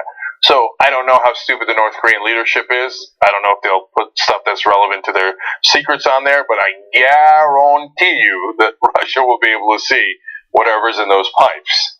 So it's a win-win for them. For us, not very helpful, because now we have to appease both China and Russia in order to further isolate North Korea when they do their latest insane nuclear tests and endanger the world. They fired a missile over Japan. Their tech is not that great. It easily could have landed in Japan. They're also doing nuclear testing. Now they're thinking of doing nuclear testing above ground, which hasn't happened in 37 years. And they're even threatening to do testing where they have a nuke on a missile, which they fire over other places. So now, as things stood yesterday, as far as we knew, we pressured China, and they can get lose access to the world, which would be devastating to them. Now there's another player, Russia there, might protect North Korea. Yeah. And Anna, I hadn't thought of it the way you said it. That is such a great point. So, look, Trump claims that he's going to be tough on anyone doing any deals with North Korea. Well, we're waiting, big guy. Hey, look, you can prove yourself to be the tough guy that you always claim to be. Mm-hmm. But my guess is when it comes to black NFL players, you'll be tough all day long. When it comes to Puerto Ricans suffering from the hurricane, you'll say that they're too lazy to take care of themselves. You'll attack any victim. You'll attack any person who doesn't have any degree of power. And sometimes you'll attack powerful folks too. But the one guy you will never criticize is your boss, Vladimir Putin. Look, he can prove us wrong. He can come out and be like, Putin is a baby. What he did, the deal he did with Little Rocket Man is sad and pathetic. Go for it, big guy. Why don't you do it? You do it to everyone else. I mean, don't tell me it's for diplomacy. You don't believe in diplomacy. I mean, he was willing to undercut his own Secretary of State, Rex Tillerson, for having, talks with North Korea to de-escalate the situation. He was willing to undercut his own Secretary of State. So I'm very curious to see. Another great point by Anna. He's willing to undercut his own Secretary of State for even talking. But now the Russians have a deal. An economic deal with the North Koreans. Have at it, Hoss. Prove me wrong. He can do it anytime. But he won't, because he's Putin's bitch. Okay? Maybe he's bottom bitch. I don't know. I don't want to get into the details of that. Okay? But he cannot criticize Putin. Putin owns him. And you will see. He will not criticize Putin for this. We'll see. Okay. All right, we got to take one last break. When we come back, updates on the situation in Puerto Rico.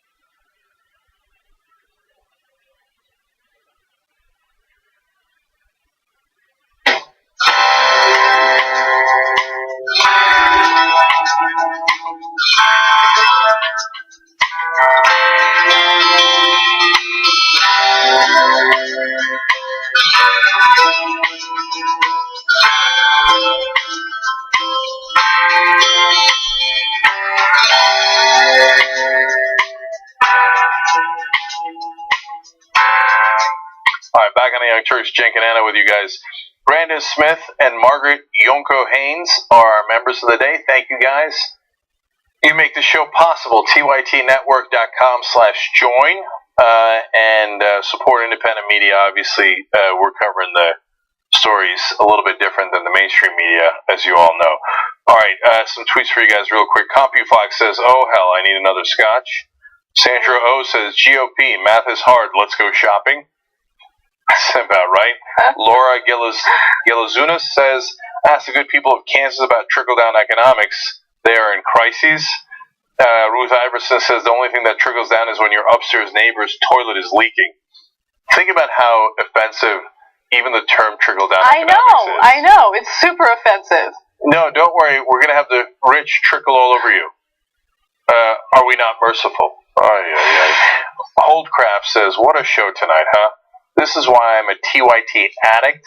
Also because of our community. We are awesome. Not even a millennial. I'm 51. Thank you. Appreciate it. We'll talk a little bit more, of course, as we always do in the post-game.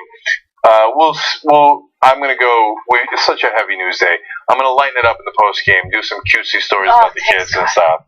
So, TYTnetwork.com/join to join us.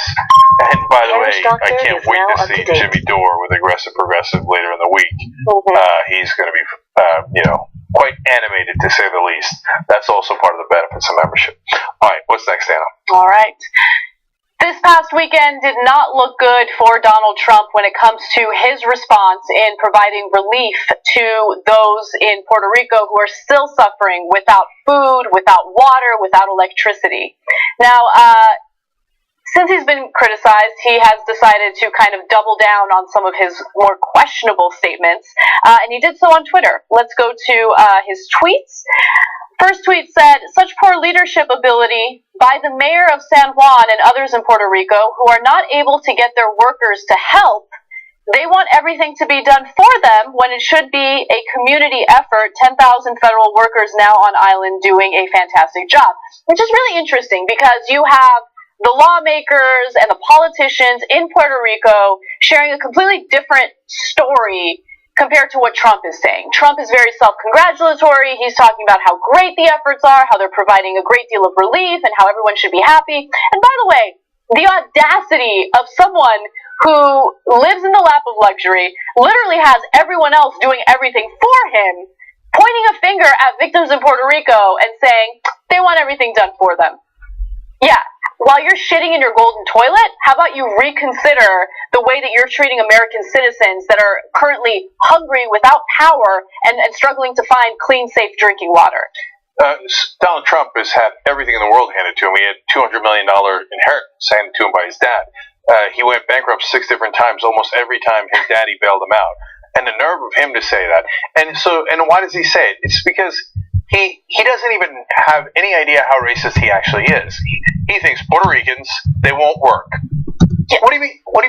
First of all, you have no evidence of that. Second of all, there's no power. There's no gas. They can't get to one another. That's why we go to help people in Florida, Houston, Puerto Rico when they're devastated by this. And no place is more devastated than Puerto Rico. But what do? You blame them and you go, oh, they won't work. And so I don't think that he consciously thinks, I don't like Puerto Ricans. I'm going to blame them because I think they're lazy. He just says it like, oh yeah, they won't show up. They can't get them to do anything, even though with no evidence at all. It's because that's who he is. He's been racist his whole life. Yeah. And while he's golfing to blame people who have no power because he didn't send them help. There's a ship that we normally send to help in exactly these situations. He sent it 9 days too late. And he's talking about how they won't help. Yeah, and also keep in mind that he's willing to allocate $700 billion to our defense budget, which would indicate that we have top-of-the-line defense, we have top-of-the-line military that can swoop in, or should be able to swoop in, whenever this type of disaster occurs. And keep in mind, these types of disasters with this type of severity are likely to occur more and more often, okay? Storms have always existed, no one's denying that, but the severity is certainly something that's relatively new considering what we've done to our planet. So you can expect stuff like this to happen all the time, and if this is the reaction that we're going to have, this weird, unequal reaction that we're going to have from the president, well, then it's a cause for concern. Now, we gave credit where credit was due. We gave him credit when it came to the response in Houston. And, when there was a little bit of criticism because of, where he landed in Texas, when he visited the state after the storm, we defended him on that. But in this case, no. He lacks leadership, and he shows that he is completely indifferent to the people. Not indifferent, I think even further than that. He's been critical of people in Puerto Rico, and he's criticized their electric grid, he's criticized all sorts of things. And it's just not what a leader does. If there are logistical issues there, then you can communicate that without insulting, an island full of American citizens.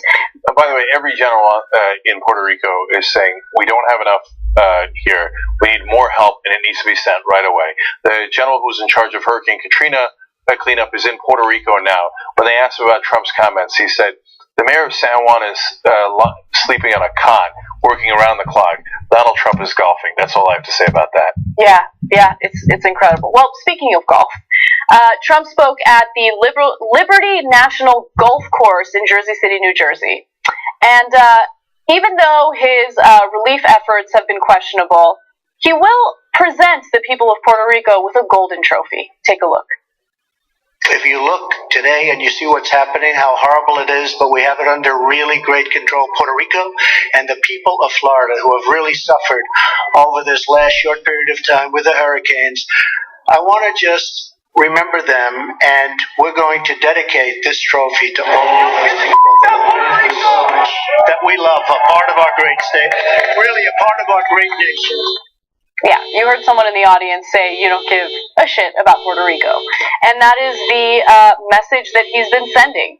I'm not sure Joffrey would have been stupid enough to give a golden trophy to the victims of a hurricane. I mean, you want to talk about detached from reality. No one's ever been more detached. You know how millennials get criticism for trophies? You know how Trump supporters criticize millennials for expecting trophies for everything? Well, here's your president presenting people who are suffering from a severe storm a trophy, because that's going to make everything better. Power is knocked out for 95% of Puerto Rico. Every day it's getting worse. The mayor of San Juan said this could turn into a genocide. Super strong language. The generals on the ground are saying, send more help right now. They need water. They need gas. They need to be able to open the store so that people can get more supplies. There's 1,000 things that they need. On that list of 1,000 things they need is not a golf trophy.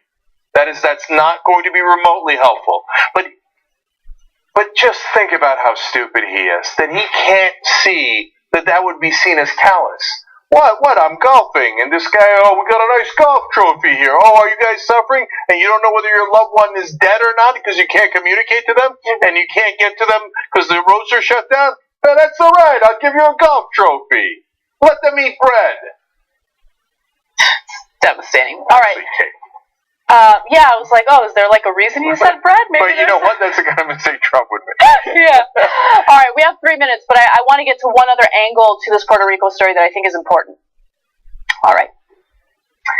News organization Axios managed to obtain a leaked memo that was written by Homeland Security Advisor Tom Bossert in regard to the Trump administration's relief efforts toward Puerto Rico.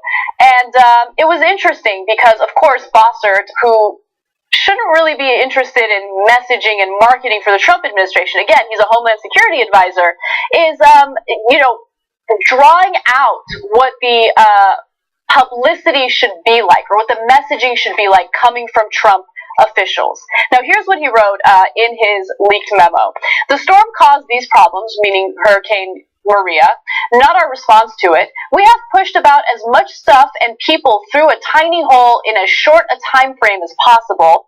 I recommend that today and tomorrow we use the general theme of supporting the governor and standing with the people of Puerto Rico to get them food, water, shelter, and emergency medical care. He also wrote that Monday and Tuesday we can pivot, hopefully, to a theme of stabilizing as we address temporary housing and sustaining the flow of commodities and basic government services, including temporary power. Now, he goes on, but it is interesting because they are trying to draw the narrative. They are trying to make sure that every official within the Trump administration is putting out the exact same message about our efforts are awesome, everyone's happy, we're doing exactly what we need to do. But again, their messaging conflicts with what we're hearing from politicians and people in Puerto Rico currently. So, for him to coordinate the message, I don't think is that bad. And the things that Anna read are not crazy. They're not anywhere near Trump crazy. There might be fairly normal ways to coordinate how you get the word out and what you're telling people you're going to do next, which they did need to know. But he also talked about doing planned hits on TV, tweets, TV bookings, and other works. And so, and by hits, they don't necessarily mean a hit job. They might mean just an appearance on television. But then, as you notice there, they said, let's focus on the governor, praising the governor. They then went out and actually did a hit job on the San Juan mayor. They sent several officials out to call her a far-left radical. That's because she has barely criticized Donald Trump. So, how dare she? When you have the guy in charge of helping to make sure that people recover, organizing political response to the president's enemies, including the person who's there to help, that is not at all helpful. Okay, guys. TYTnetwork.com/join for the postgame. Bye-bye.